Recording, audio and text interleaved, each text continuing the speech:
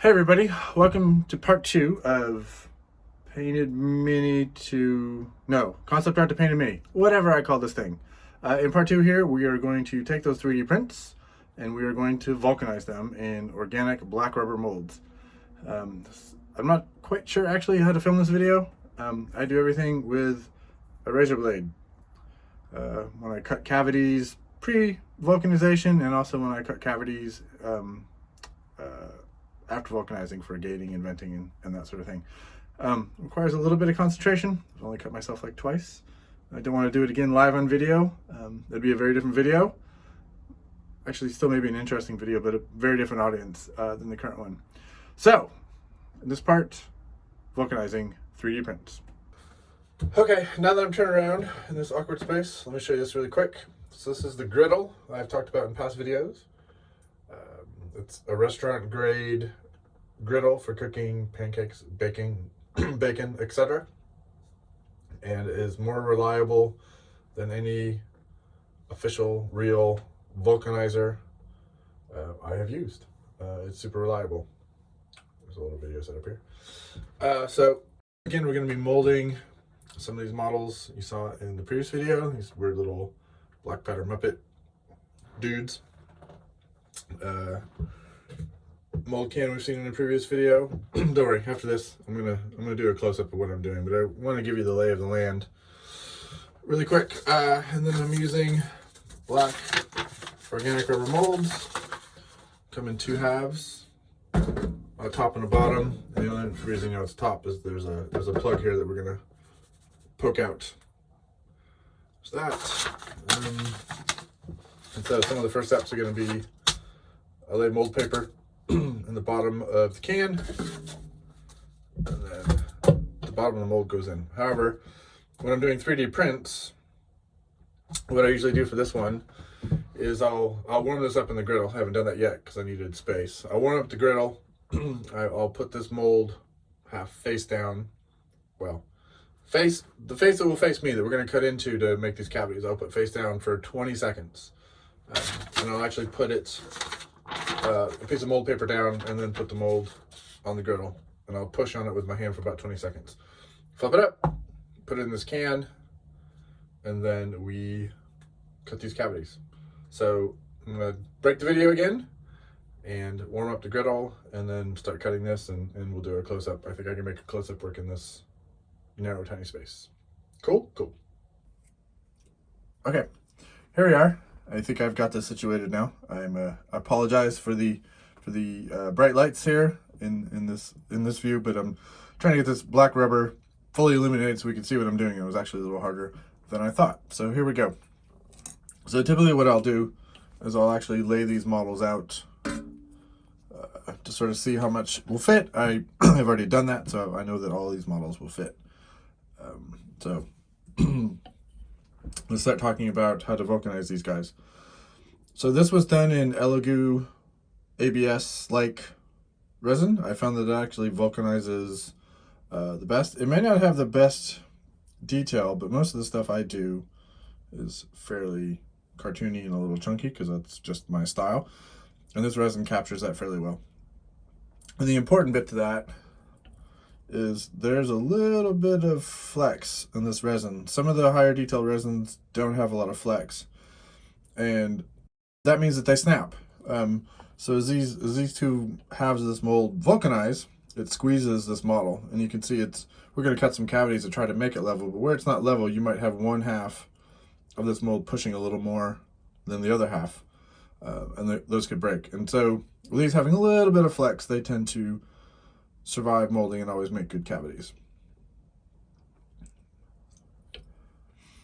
So typically what I do, and this is warm, you can't really see it, but this is warm. I don't know, well, unless you can see heat. Maybe some of you are superheroes. So what I typically do is I mark sort of the extent of the model with a razor blade. And I pulled it out, and I know you can't see these marks, but I can see these cut marks. I basically try to cut something in roughly the shape of that model. Now, this is a little hard to do because I can't, I don't want to jar this camera.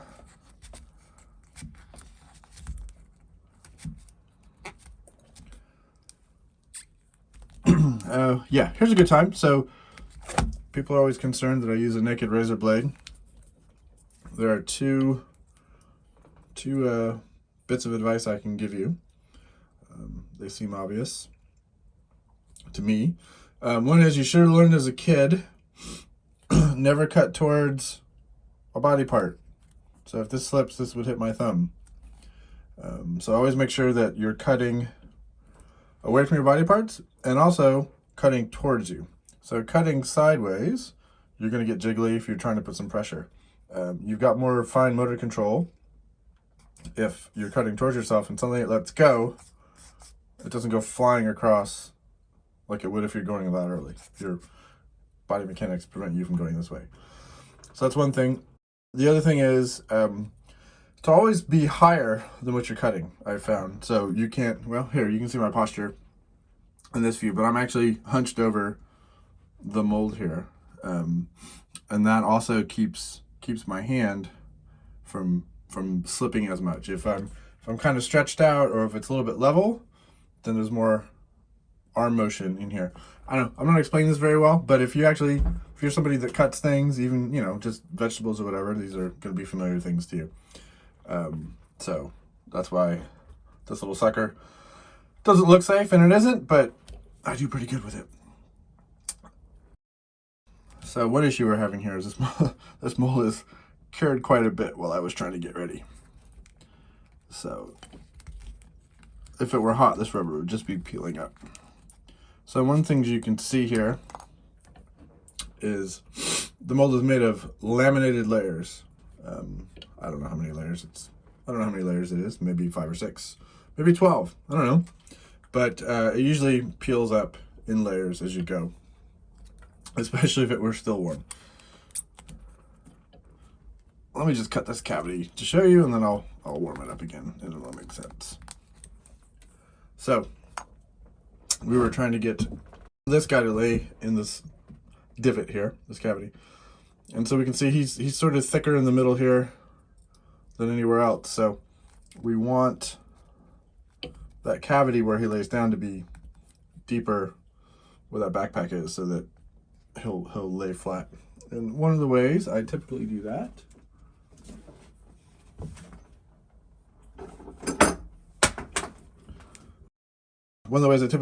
is with a flathead screwdriver.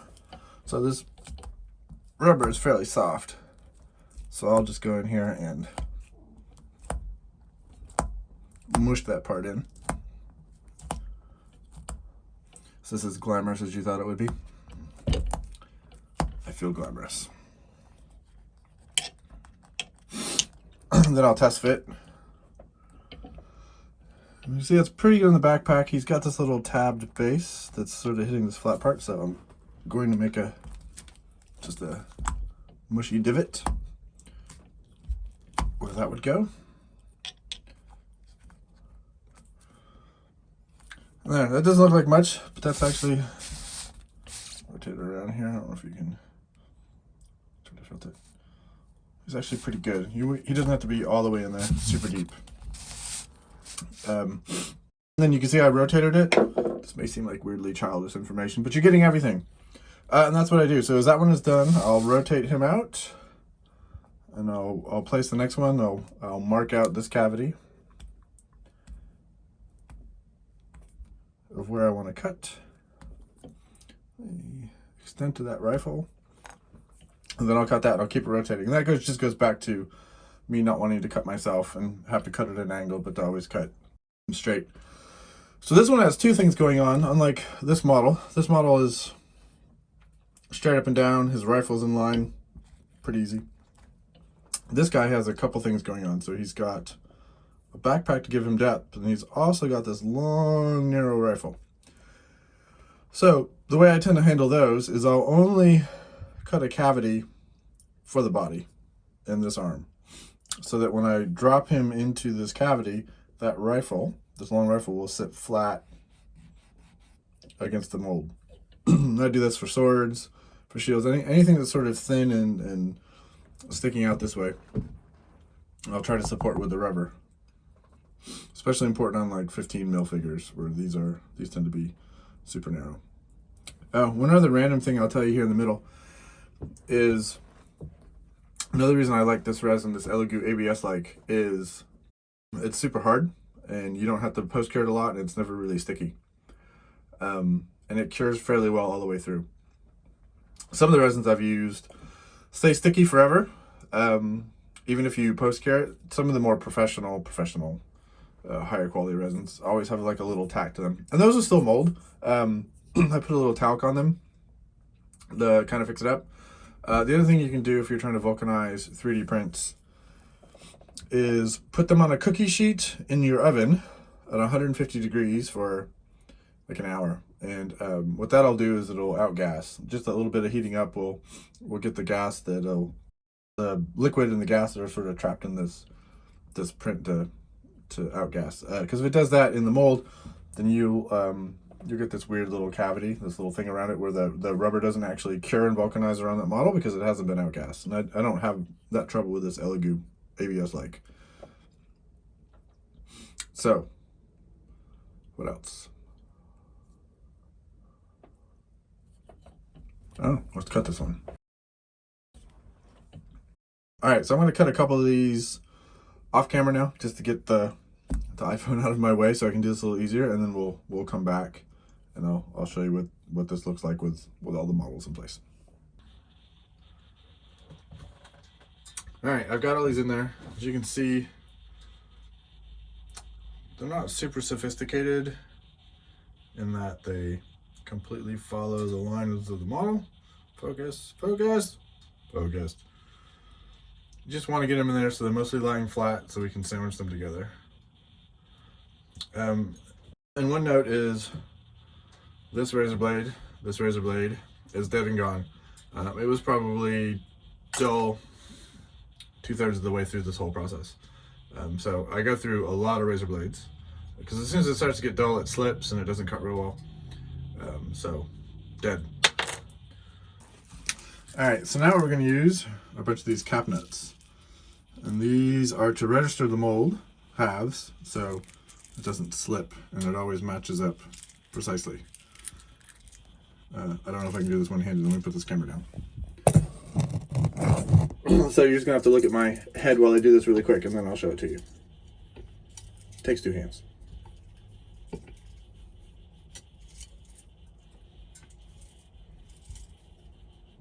Getting there, getting there. Just trying to put them around the outer edge. Not evenly spaced, just sort of where the figures live. And then we put some in the middle here. Okay, let me show you that. All right, let me show you that. So just run these cap nuts around the edge. You don't have to do anything fancy. You just set them in there. All right, I run these cap nuts along the edge here. So you don't have to do anything fancy with these. They've got a little hollow in there, so as the rubber expands, it expands up into the cap nut and locks it in place. And then I usually put some in the middle here. I used to use like a preformed ring to kind of start the gates. I don't do that anymore. It's more trouble than it's worth. So I'll put some cap nuts here in the middle, and then I'll actually cut the inner gates on my own. All right, so I've warmed up the top. I've lightly talked it. I've talked this little center plug, which we are going to pop onto the floor.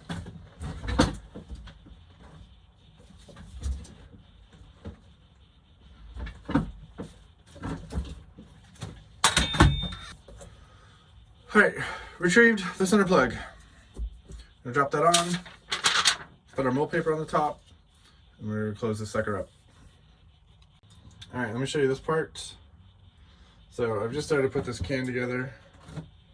I'm starting to tighten these bolts down, and you want to do this slow and work your way around so that this thing closes evenly. And also, any of your delicate prints in here don't get torqued. Like if this side got tightened for this side, then the mold's gonna tilt a little bit and that might squeeze your print awkwardly. And this way we're slowly tightening evenly all the way around, so there's not a lot of torque on your models. This is my wrench. I actually use that to get the last little bit of leverage to get these little buggers as tight as they will go.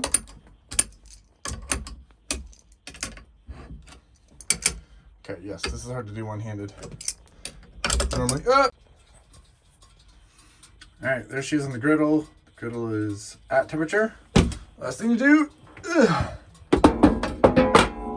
is to cover it. That's a metal cover. There's some insulation on the inside, and that traps the heated air. Keeps it heating evenly as well. You might hear a little scratchy behind me, and that's the little timer that is plugged into, and that's how I control the time. So it's set for 4 hours right now. We'll kick it down to 3, and we'll let it go, and then we'll be back.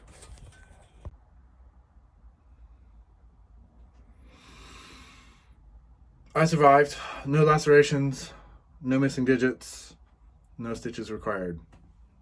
Successful yet again. Okay, now I'm going to vulcanize this mold at 320 degrees for 3 or 4 hours. You can't really overcook it, not a big deal.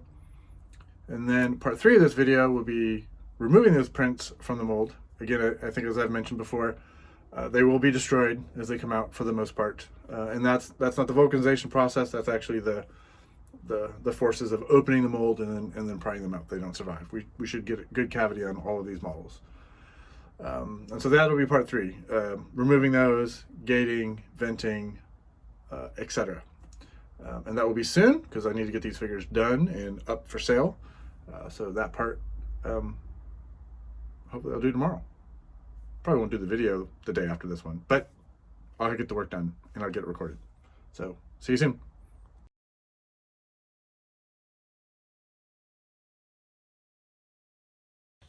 All right, so I've warmed up the top. I've lightly talked it. I've talked this little center plug, which we are going to pop onto the floor.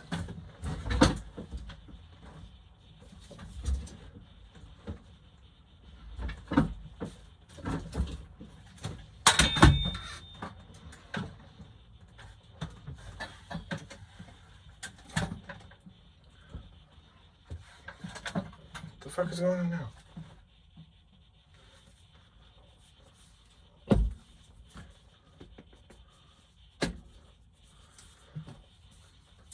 Okay, here's the center plug. All right, here's the center plug.